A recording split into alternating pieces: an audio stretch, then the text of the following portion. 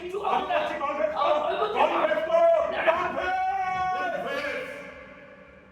খুন করেছি আমি, দুটো মানুষকে খুন করেছি আমি।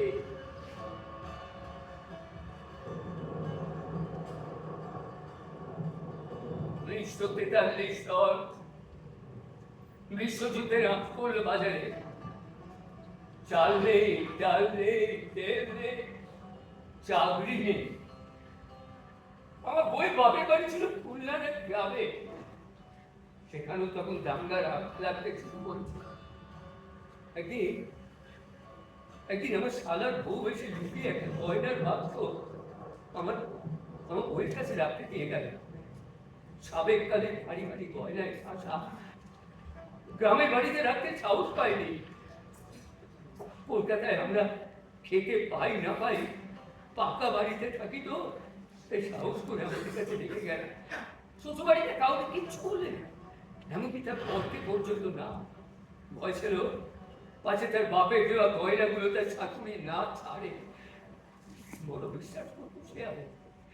তো রইল সে গয়নার বাক্স যথাস্থানে। তারপর শুরু হলো আমাদের কষ্টের জীবন। 15 টাকা মাস্টারি থেকে পাটের দালালি, আরো কত শত পেশা বদলালাম, কিন্তু উঠতে পারছিলাম না। চোখের সামনে দেখছি যার সামান্য মূলধন আছে সেও এই যুদ্ধের বাজারে ঠিকাদারি করে লালে লাল হয়ে যাচ্ছে, আর আমরা গরিব থেকে আরো গরিব হয়ে যাচ্ছি। পাকা বাড়ি ছেড়ে উঠে এলাম খোলা চালের বস্তিতে। চালের বদলে কুচ সেদ্ধ খাওয়া ধরলাম। কন্ট্রোলের শাড়ি 20 টাকা জোড়া, বইয়ের শাড়ি একটাতে এসে দাঁড়ালো। সকালে পরে দুপুরে চান করার সময় গাছে, তারপর অনেক দৌড়িয়ে ন্যাংটো শুকোয় কেরোসিনের অভাবে রাতের অন্ধকারে খাওয়া ধরলাম। ও সে কষ্টের জীবন, শুয়োরের মতো নগ্নয় গড়াগড়ি খেয়ে চাপ জীবন। যদিও কত বড় বংশের সন্তান, সেই অভিমান তো কত ছিল। কথাটা একদিন মাথার মধ্যে বিদ্যুৎ চমকের মতো মনলাম ফিরে গেল।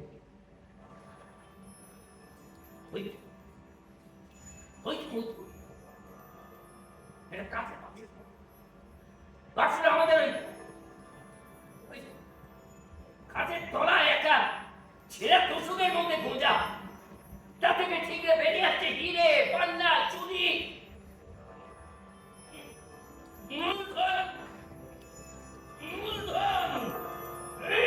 আমার মূলধন। বউকে বোঝালাম, দেখো দেখো দেখো এই খোলার বাড়িতে থাকি তো, পরে কবে বদনাম হবে। দাও দাও, আমাকে দাও, আমাকে দাও। আমি আমার ওই বড় বন্দুক সিন্ধুকে রেখে আছি। হ্যাঁ, আমার বউকে ছিল বাবা বাবা, কিছুই বুঝতো না। গরিবের বউ, কিন্তু এতটুকু লোক ছিল না কেউ। তোমার লোক ছিল বলো, হ্যাঁ, ভরপুর লোক ছিল। আর বলতে হবে না, বুঝে গেছি। তারপর ওই গয়নাগুলো বেচে ব্যবসা শুরু করলে, লাল হয়ে গেলে, হ্যাঁ, তোমার নিজের বউটাকে মেরে ফেললে, শ্বশুর বাড়ির সঙ্গে সম্পর্ক শেষ করে দিলে, কেউ জানলো না তোমার কীর্তি। এই তো তোমার বল, আর বলার দরকার নেই। এই তো অত সোজা না, উনের গপ্পটা বুঝে ফেলে তুলে ফেলা। তার জন্য তার জীবনে ঢুকতে হয়, একেবারে ভেতরে ঢুকে তার জুতোতে পা গলাতে হয়।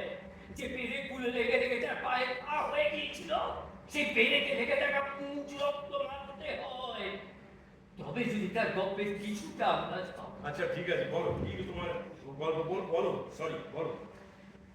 তারপর দেশ ভাগ হলো, খুলনা ইন্ডিয়াতে না পড়ে পড়লো ওপার বাংলায়। আমার শ্বশুরবাড়ির লোকজন পালিয়েছে উঠলো ওই খবদার এক জবরদখল কলোনিতে। এবার শুরু হলো ওদের কষ্টের জীবন। আমার হাতে তো 1.5 লাখ টাকা, আর একেবারে 1.5 কোটি টাকা। তুমি ওদের সাহায্য করলে না? মানে ওদের বাড়ির বউয়ের গয়না বেশি তো তোমার এত ব্যবসা করতো। ওরা ছুটি হয়ে বসবার আগেই আমার শালার বউ একদিন এসে আমার কাছে বললো, ওই শ্বশুর বাড়িতে নাকি লোকজন সবাই গয়না বাক্সটা চাইছে। আমি মুকুরে বলতে পারবো না কি করেছি, কেন করেছি। কি যেন আমার গলাটাকে চেপে ধরলো। তার মানে তুমি অস্বীকার করবে? কি বুক ফাটা কাকুতি বুনিয়তি করলে মেয়েটা। 9 মাসের পোয়াতি তখন সে।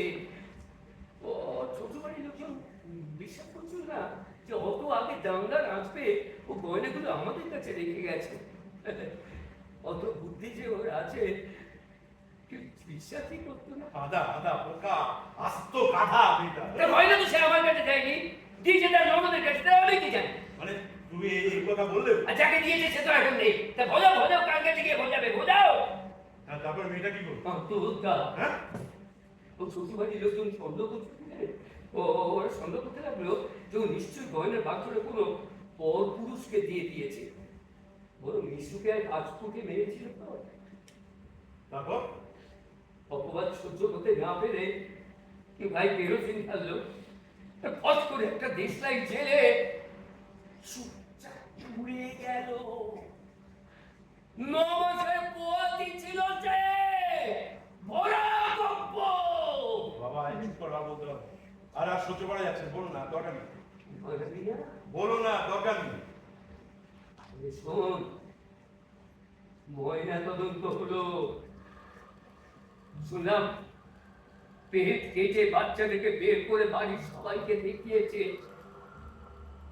সেও মায়ের গর্ভের মধ্যে ঝলসে গেছিল, পড়ে গেছিল তার চোখ, নাক। একটা আগুনে পোড়া সদ্য পদ্ম ফুলের মতন সেও মায়ের সঙ্গে একা একা মরে গেল। খুন করলাম না আমি, ওই দুটো মানুষকে খুন করলাম না, ওই ব্লুটাকে মেরে ফেললাম না আমি। তারপর থেকে মেঘ দেখলে আমার পথ করতো, মনে হতো যেন দৌড়া দৌড়া মেঘ থেকে একটা একটা ছলছানো ঘুম বেরিয়ে আসছে। ভয় ভয় করতে লাগলো। আমার ব্যবসা পত্র সব গুটিয়ে চলে এলাম এই ঝোলা পাহাড়ের খাদে। এই জায়গাটা তখন একেবারে বুনো শুনছান ফাঁকা। ভাবলাম পালিয়ে এসে বাঁচলাম। একদিন এই খাদের ধারে ওই রেলিং এ ভর দিয়ে দাঁড়িয়ে আছি, আর তোলা থেকে উঠে আসছে রাঁচি রাঁচি কুয়াশা। বেশ লাগছে। হ্যাঁ, আর আমি এক দিকে তাকিয়ে আছি, উঠে আসছে কুয়াশাগুলো।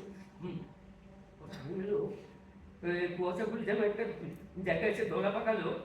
তারপর তার থেকে বেরিয়ে এলো একটা যেন বাচ্চা, একটা চোখ খুলে যাওয়া, হাত খুলে যাওয়া একটা বাচ্চা বেরিয়ে এলো। আমার ভয় করতে লাগলো। মনে হলো বাচ্চারা সেই গলা চোখ তুলে আর আগে সরু লিখে পুড়ে যাওয়া মুখগুলো দিয়ে দেবো। আমি ভয় দিকে হারিয়ে ফেললাম। বাচ্চাদের মধ্যে দিলাম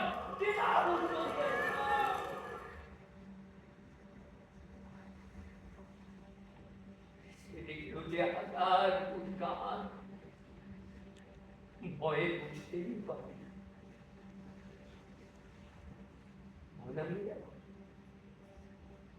কিরে, আমার গপ্পটা লিখবি না? নিজের মতো করে বানাবি না?